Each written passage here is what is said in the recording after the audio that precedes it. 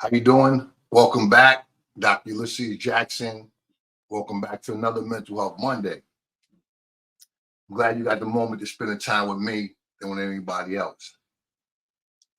Today, we're going to talk about procrastination and the lack of motivation. I want to first start off by saying that I don't have 24 plus hours. I don't have 28 hours in a day. I don't have 30. I have what you have. We all have 24 hours in a day. So when we look up and see someone's accomplishments or lack of accomplishments, it can be based on what are we doing? What have we been doing with ourselves? How did we spend our day and how did we spend our time? You know, when I was pursuing that PhD, I started to notice that it was some things that I couldn't do no more. I kind of outgrew some things. I was trying to get to another level. And I struggled with that because it was the old me fighting the new me. Old me wanted to drink 40 ounces of Old English, smoke blunts, wake up in the morning, have the money to do that again without having to hustle, without having to work, without having to go to school. So I started realizing that the old me and the new me was fighting. And sometimes it was a lack of my motivation or procrastination. So today I'm going to mention a few things that was associated with my procrastination and my lack of motivation. And it could disguise itself in many forms. First of all, we're going to discuss the first thing is physically. Physically, sometimes a person can be mentally and physically exhausted most days. So you're exhausted, you're shot. You don't even have the energy or the willpower to get up and do something. That could be from doing schoolwork, writing in your journal. Physically, you're shot. You just don't want to move forward and do anything. And that's why it's a difference between procrastination and a lack of motivation. We have to understand the difference of it because to get where you are today, there had to be some type of motivation. Even to get up, get online, go to Facebook, go to Instagram, go to YouTube. It was some type of motivation.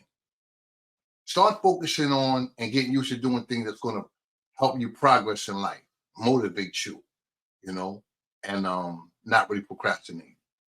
I'm also start with a quick disclaimer because I'm a licensed mental health counselor in the state of New York and have a PhD in clinical research.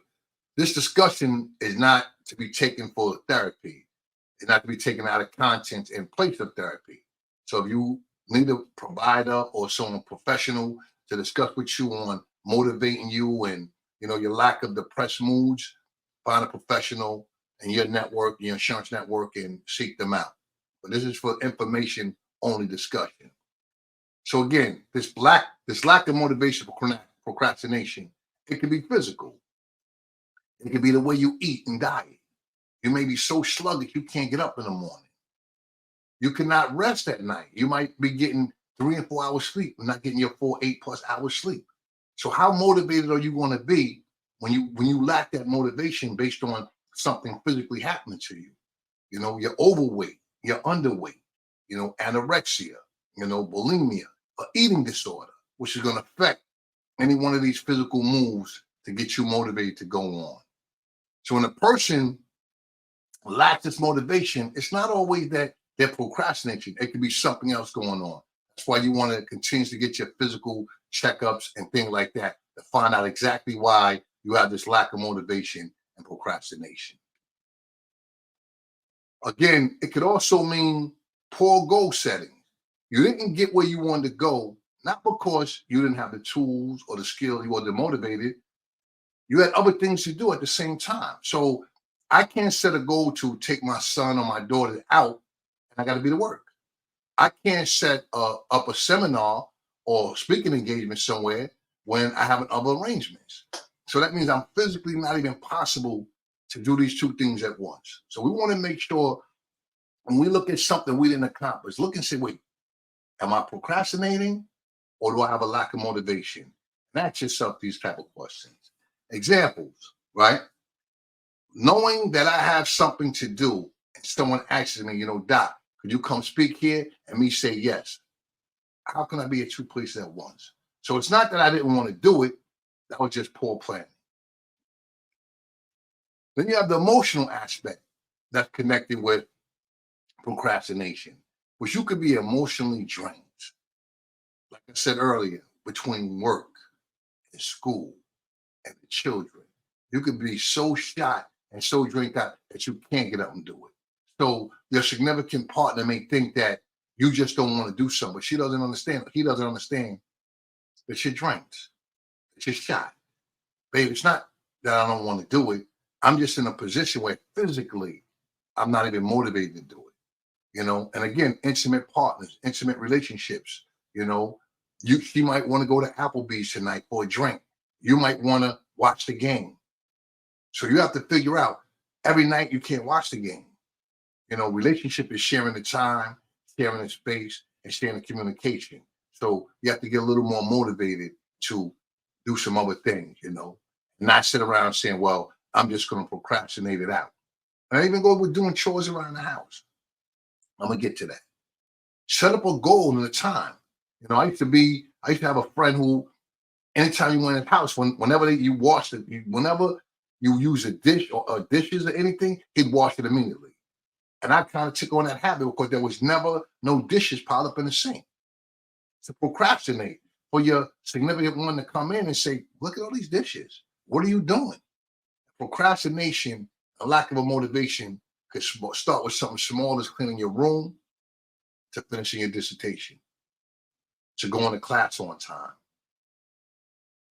So we have to understand that, like, even hanging out with friends, if I want to set up a schedule where every week I'm doing Mental Health Monday and today's my day to recording prep it, if I'm out with my friends all night long, I might miss. So now my consistency's off. So I have to acknowledge, what am I going to do? And have a schedule.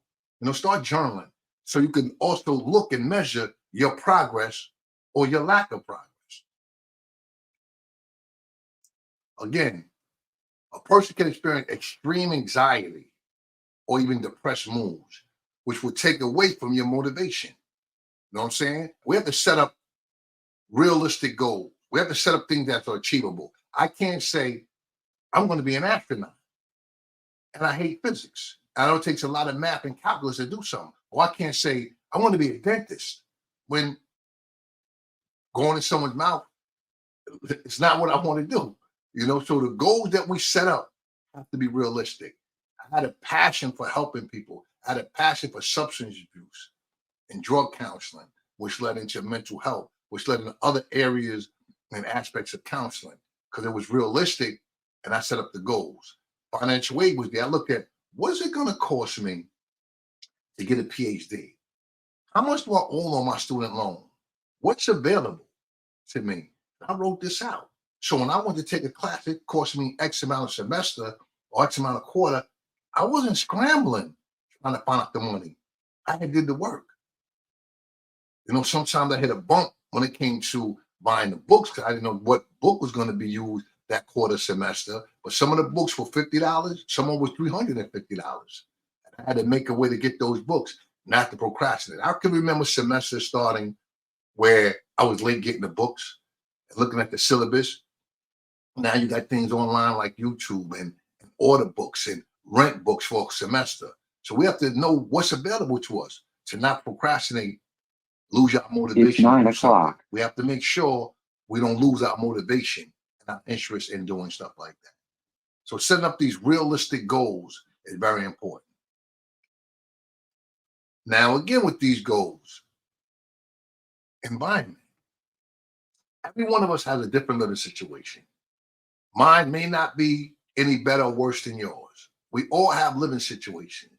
Like, you want to make sure the place that you're recording is quiet. I've got a moment to do it, and I've got time. So if you're doing a test or you're studying for a test or you're getting ready to do something, you have to make sure that you're in the right place with a clear mind. You don't want to have no real distraction. And sometimes some of us will take for granted that we live alone, because there are other people living in sober housing, transitional housings, boarding houses, or even living with a family member that they don't really click with. So you don't really have that peace of mind. So you're like, man, I don't want to do nothing. You know what I'm saying? We have to take into consideration all these things that can play into our lack of motivation. Because you don't want somebody to say, I failed the test because I procrastinated or I lacked motivation. Me being a counselor, I want to know, well, how much time did you have to put into it? Where were you studying? Did you go to the library? Did you go to Starbucks? I remember early in my PhD program, when I was living with my family, it was times where I went up to Starbucks one day and I saw my cousin, who at the time he was going to law school. And he was sitting by the fireplace with his books up in Starbucks studying. And I was like, wow. So you know what I do? I like a good move. I like to follow things that look like it worked. Every time I went to study, I would go to Starbucks.